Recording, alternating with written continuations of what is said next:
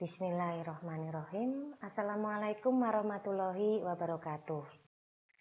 Bertemu lagi dengan saya pada mata kuliah Sistem Operasi, di mana pada kali ini kita bertemu untuk pertemuan yang kedua. Pada pertemuan yang kedua ini, saya akan menyampaikan tentang materi perkembangan sistem operasi. Baiklah, kita langsung saja masuk pada pembahasan tentang perkembangan dari sistem operasi. Untuk perkembangan dari sistem operasi ini dibedakan dalam beberapa generasi, karena sistem operasi ternyata tumbuh dan berkembang itu melalui beberapa generasi. Untuk generasi yang pertama, yaitu pada tahun 1945 dan 1955. Ini adalah generasi angkatan pertama, yaitu sekitar tahun 45 sampai 55. Generasi pertama ini merupakan awal perkembangan dari sistem komputasi elektronik sebagai pengganti sistem komputasi mekanik. Hal itu disebabkan kecepatan dari manusia untuk menghitung sangat terbatas. Dan manusia sangat mudah untuk membuat kecerobohan, kekeliruan, bahkan kesalahan. Nah, intinya bisa disimpulkan dari komputer generasi pertama ini yang muncul pada tahun 45 sampai dengan 55, yaitu pada masa kemerdekaan ya. Generasi pertama ini merupakan awal perkembangan yang sebetulnya intinya komputer itu hanya membantu untuk sistem komputasi elektronik ya, karena pada saat sebelumnya kan menggunakan mekanik ya. Hal ini disebabkan karena faktor keterbatasan kita sebagai manusia ini punya faktor human error yang cukup tinggi, tidak bisa menghitung dengan cepat dan ada keterbatasan untuk mengingat jumlah angka dan lain-lain, maka digunakan untuk membantu dalam perhitungan, intinya seperti itu, sehingga memudahkan pekerjaan manusia. Nah, ini adalah komputer dari generasi yang pertama. Kemudian muncul untuk generasi yang kedua, yaitu pada tahun 1955 sampai dengan tahun 65. Pada generasi yang kedua ini memperkenalkan istilah batch processing system, yaitu job yang dikerjakan dalam satu rangkaian, lalu dieksekusi secara berurutan. Pada generasi ini, sistem komputer itu belum dilengkapi sistem operasi, tetapi beberapa fungsi dari sistem operasi telah ada, di antaranya yaitu FMS atau Fortran Monitoring System dan iBasis atau bisa dikatakan iBasis ya. Jadi generasi komputer kedua ini merupakan generasi pertama dari sistem operasi, karena pada saat inilah sistem operasi itu baru sebenarnya mulai dipakai. Kalau yang generasi pertama itu belum menggunakan sistem operasi, tapi hanya memudahkan untuk perhitungan saja, seperti itu. Pada tahun 64, IBM mengeluarkan komputer keluarga sistem 360, komputer S-360, yang dirancang agar kompatibel secara perangkat keras, yang merupakan bagian dari sistem operasi OS-360. Sistem 360 berevolusi menjadi sistem 370. Nah, ini adalah gambaran dari komputer generasi kedua, di mana sudah memperkenalkan yang namanya BPS atau Batch Processing System. Satu job dikerjakan dalam satu rangkaian dan kemudian dieksekusinya secara berurutan. Siapa dulu yang masuk, yaitu yang akan dikerjakan dulu. Seperti itu. Nah, pada generasi inilah sistem operasi sudah mulai dipergunakan ya, karena ada beberapa fungsi yang sudah dipakai, yaitu FMS dan iBasis. Kemudian kita masuk pada generasi yang ketiga, yaitu tahun 65 sampai dengan tahun 1980. Pada generasi ini, perkembangan sistem operasi dikembangkan untuk melayani banyak user secara bersama-sama, di mana para pemakai interaktif berkomunikasi lewat terminal secara online ke komputer. Sehingga sistem operasi itu menjadi satu, multi-user, digunakan oleh banyak pengguna sekaligus. Yang kedua, multi-programming, melayani banyak program secara bersama-sama.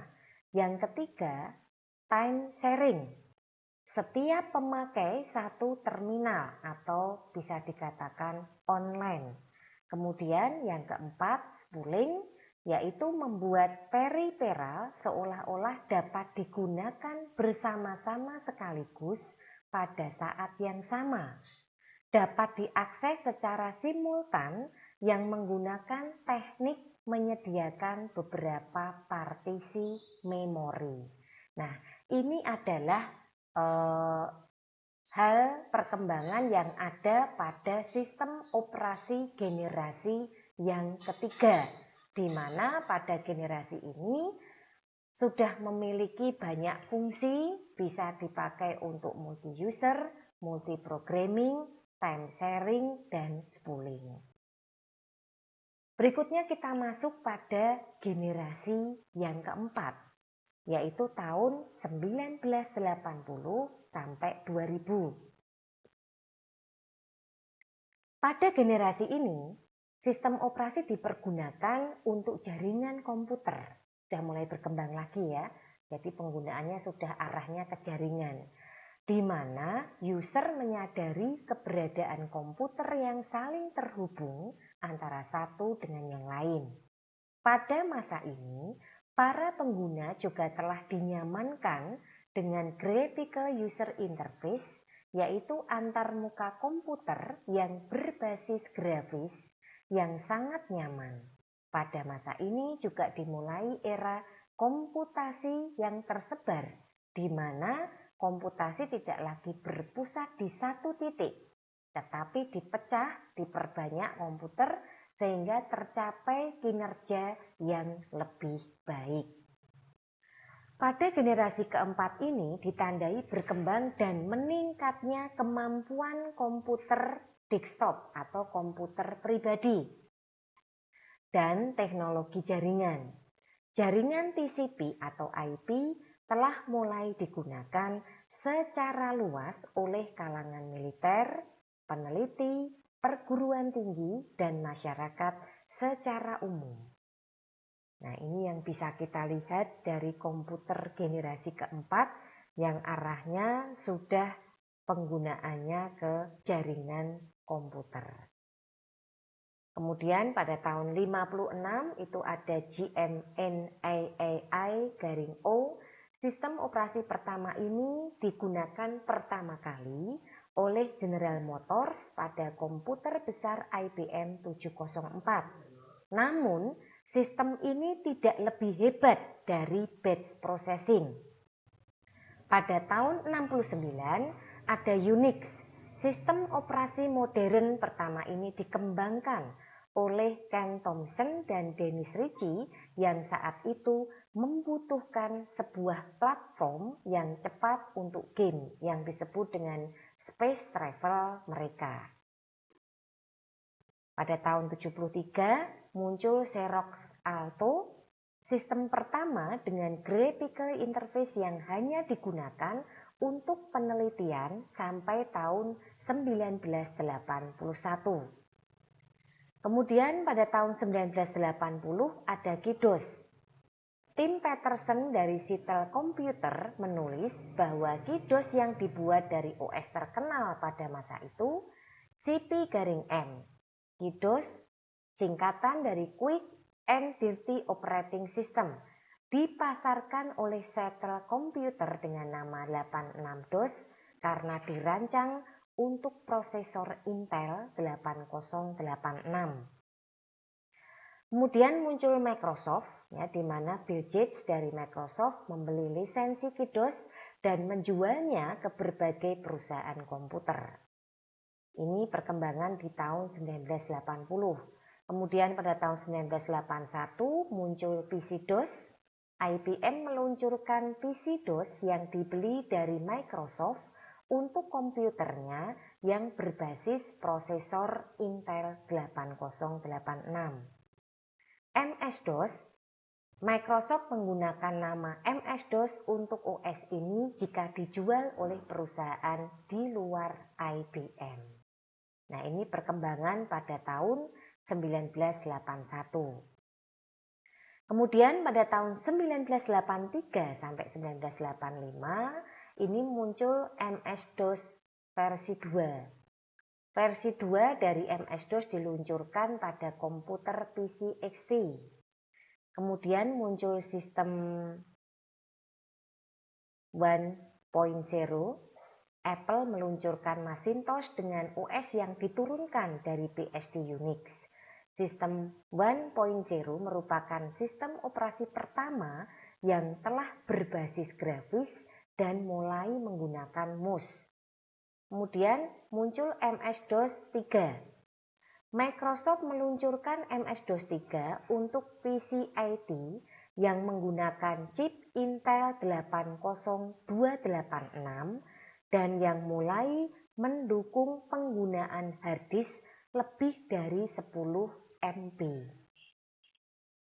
MS Windows 1. Microsoft memperkenalkan MS Windows, sistem operasi yang telah menyediakan lingkungan berbasis grafis atau GUI dan kemampuan multitasking. Sayangnya, sistem operasi ini sangat buruk performanya dan tidak mampu menyamai kesuksesan dari Apple. Kemudian muncul Novell NetWare, di mana Novell meluncurkan sistem operasi berbasis jaringan NetWare 86 yang dibuat untuk prosesor Intel 8086. Kemudian kita lihat perkembangan pada tahun 1988 sampai 1990. Ada MS-DOS 4. Microsoft mengeluarkan MS-DOS 4 dengan suasana grafis. Ada 3W, proposal World Wide Web oleh Tim Berners-Lee. Ada kejadian perpisahan di sini, di mana dua perusahaan raksasa berpisah, IBM berjalan dengan OS2 dan Microsoft berkonsentrasi pada Windows. Kemudian muncul Windows 3, Microsoft meluncurkan Windows versi 3 yang mendapat sambutan cukup baik. Kemudian ada MS Office, Microsoft membandel Word, Excel, dan PowerPoint untuk menyingkirkan saingan seperti Lotus 123, WordStar, WordPerfect, dan Quattro. Kemudian kita lihat perkembangan pada tahun 1991 sampai 1995. Pada tahun 1991 ada Linux 0.01.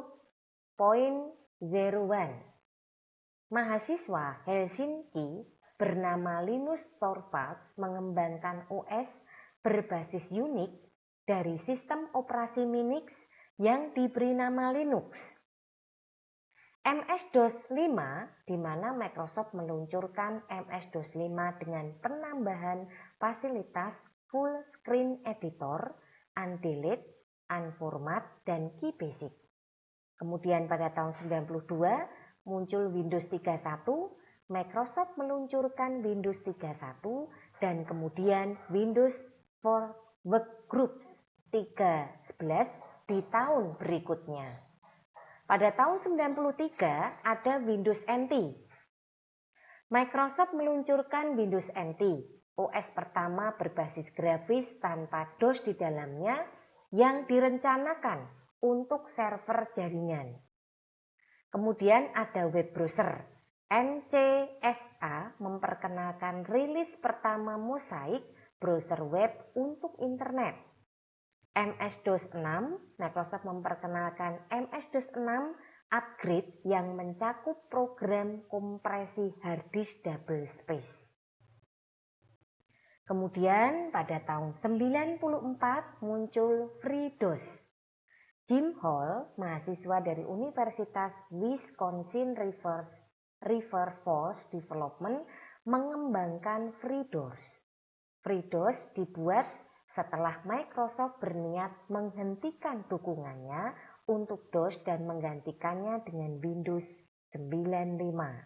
Kemudian tahun 95 muncullah Windows 95. Microsoft meluncurkan Windows 95 dengan lagu Start Me Up dari Rolling Stones dan terjual lebih dari 1 juta salinan dalam waktu 4 hari. Kemudian pada tahun 96 sampai dengan 2000, pada tahun 96 ini muncul Windows NT 4. Microsoft meluncurkan Windows NT versi 4. Tahun 97 muncul Mac OS. Untuk pertama kalinya, Apple memperkenalkan penggunaan nama Mac OS pada Mac OS 7.6. Pada tahun 1998 muncul Windows 98. Web browser Internet Explorer menjadi bagian penting dari Windows 98 dan berhasil menumbangkan dominasi Netscape Navigator. Kemudian berikutnya ada Google. Merupakan search engine terbaik hadir di internet dan diketahui menggunakan Linux sebagai servernya. Kemudian pada tahun 99 ada Corel Linux. Corel pembuat program Corel Draw yang sebelumnya telah menyediakan WordPerfect versi Linux. Ikut membuat OS berbasis Linux dengan nama Corel Linux dan nantinya beralih nama menjadi Sandros. Kemudian pada tahun 2000 ini ada Mac OS /X.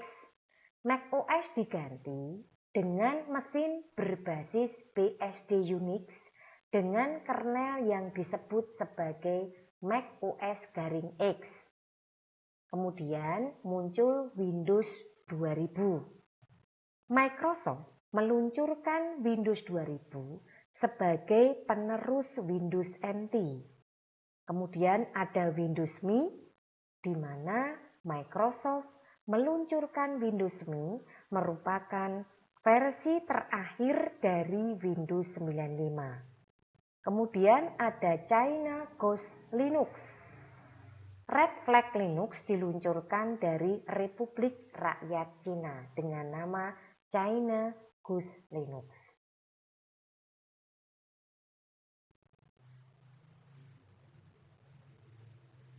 Oke, ini tadi dari yang dijelaskan. Kemudian kita mungkin melihat dulu sebentar dari tahun-tahun sebelumnya karena ini bicara tentang sejarah atau histori perkembangan dari generasi ke generasi. Memang banyak yang diperbincangkan di sini adalah perkembangan dari tahun ke tahun. Berikutnya pada tahun 2001 sampai dengan 2005. Pada tahun 2001 ada Windows XP. Microsoft memperkenalkan Windows XP. Kemudian pada tahun 2002 ada Open Office. Program perkantoran berbasis open source diluncurkan oleh Sun Microsystem. Kemudian muncul OS lokal. Ada OS buatan anak negeri berbasis Linux mulai bermunculan. Di antaranya ada Trustix Merdeka, WinPy, Rimba Linux, dan Komura. Kemudian pada tahun 2003 muncul Windows 2003. Microsoft meluncurkan Windows Server 2003. Pada tahun 2004 muncul Ubuntu. Versi pertama Ubuntu diluncurkan dan didistribusikan ke seluruh dunia.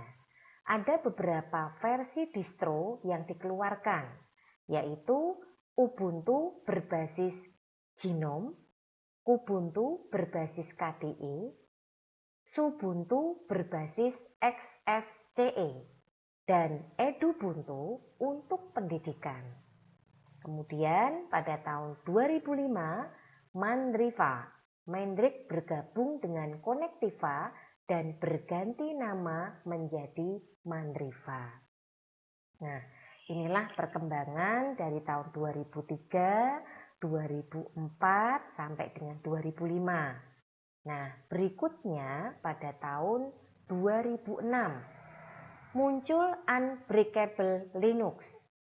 Oracle ikut membuat distro berbasis Linux yang diturunkan dari Red Hat Enterprise. Chiplux, di mana distro lokal terus bermunculan di tahun ini, yaitu tahun 2006. Bahkan majalah Chip yang lebih banyak memberikan pembahasan tentang Windows juga tidak ketinggalan membuat distro Linux dengan nama Chiplux yang diturunkan dari distro lokal PC Linux dari keluarga PC Linux OS atau varian Mandriva. Chiplux merupakan distro lokal pertama yang didistribusikan dalam format DVD. Berikutnya pada tahun 2007 muncullah Vista. Setelah tertunda untuk beberapa lama, Microsoft akhirnya meluncurkan Windows Vista. Windows Vista memperkenalkan fitur 3D desktop dengan Aero Glass, sidebar, dan Flip 3D. Sayangnya, semua keindahan ini harus dibayar mahal dengan kebutuhan spesifikasi komputer yang cukup tinggi. Kemudian pada tahun 2008 ada 3D OS. Tidak seperti Vista yang membutuhkan spesifikasi tinggi, 3D desktop di Linux muncul dengan spesifikasi komputer yang sangat ringan. Era hadirnya teknologi 3D desktop di Indonesia ditandai dengan hadirnya sistem operasi 3D OS yang dikembangkan oleh PC Linux. Ada beberapa versi yang disediakan, yaitu versi 3D OS untuk pengguna umum, serta versi distro warnet Linux dan Game Center Linux. Pada tahun 2010 muncul Windows 7. Sistem operasi ini merupakan penyempurna dari sistem operasi yang dibuat sebelumnya oleh Microsoft. Bisa dikatakan bahwa sistem operasi ini merupakan sistem operasi terbaik yang ada pada saat ini. Kemudian pada tahun 2012 muncul Windows 8, di mana Microsoft mengeluarkan sebuah sistem operasi yaitu Windows 8. Sistem operasi ini ternyata memiliki tampilan yang sangat menarik dibandingkan dengan Windows lain yang sebelumnya. Kemudian pada tahun 2014 sampai dengan 2015 muncullah Windows 10. Dan sekarang yang sistem operasi terbaru yang telah diluncurkan oleh Microsoft adalah Windows 10. Windows 10 sendiri merupakan tampilan Windows terlengkap dan menyeluruh dibandingkan versi-versi sebelumnya, sehingga lebih pantas dinamakan Windows 10 karena 10 itu merujuk pada nilai atau angka yang sempurna. Jadi ini alasan ya kenapa diberi nama Windows 10. Windows ini diperkenalkan pada tanggal 30 September 2014 dan akan dirilis pada tahun 2015. Baiklah, itu tadi adalah gambaran dari perkembangan atau generasi yang ada pada sistem operasi, mulai dari generasi yang pertama, kemudian sampai muncul generasi yang kedua, sampai generasi yang ketiga, keempat, dan sampai yang sekarang ini. Mungkin kalau dilihat generasinya sudah sampai generasi ke 5, 6, 7 seperti itu ya. Kita lihat bahwa perkembangan generasi sistem operasi sendiri itu luar biasa, dan dia tidak hanya yang tadinya digunakan sebagai sistem operasi yang untuk membantu pekerjaan manusia itu sudah berkembang lagi menjadi satu bentuk sistem operasi yang digunakan untuk hampir mengerjakan seluruh pekerjaan manusia. Ya, kita lihat dari sisi pendidikan saja. Kita melihat bahwa dengan penggunaan sistem operasi itu bisa membantu para murid atau siswa untuk belajar, ya, bisa mendapatkan wawasan lebih luas, menggunakan aplikasi-aplikasi terbaru dengan adanya sistem operasi yang dimiliki, ya, mereka bisa melakukan praktek. Nah, kemudian di perkantoran sendiri kita tahu bahwa dengan adanya sistem operasi yang tentunya menggunakan basis jaringan ini akan sangat banyak membantu juga. Jadi berbagai bidang kegiatan mulai dari rekrutmen karyawan, tes karyawan, penilaian karyawan, sampai dengan masalah transaksi penjualan, inventarisasi produk, sampai dengan audit keuangan, itu semuanya bisa dikerjakan. Nah, tentunya menggunakan aplikasi. Nah, aplikasi ini bisa berjalan kalau sistem operasi yang dimiliki itu sesuai begitu. Jadi memang kita harus melihat bahwa setiap sistem baru yang kita pakai itu melihat pada sistem operasi kita. Sistem operasi pun ketika dipergunakan akan melihat spesifikasi hardware yang nanti akan dimasuki. Nah, ini yang kita lihat bahwa semuanya saling terkoneksi, saling terhubung. Kemudian di bidang kesehatan dengan adanya sistem operasi ini membantu, ya, memasukkan software aplikasi-aplikasi yang bisa mendeteksi jumlah pasien, kemudian bagaimana jumlah layanan rawat inap yang ada di sebuah rumah sakit, misalkan seperti itu, atau mungkin hanya sekedar membuat grafik perkembangan COVID, misalkan ini kita kan dalam kondisi pandemi sekarang, ya, itu bisa dipetakan dengan bantuan basicnya adalah sistem operasi menggunakan aplikasi tentunya.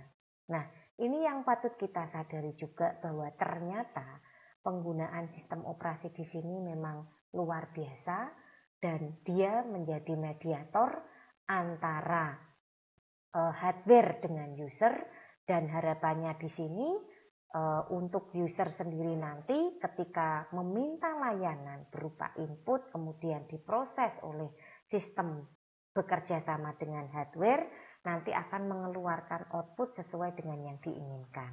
Kalau kita lihat dari setiap generasi ini selalu ada pengkhususan atau katakanlah sesuatu yang menjadi cerminan pada setiap perkembangan generasi tersebut.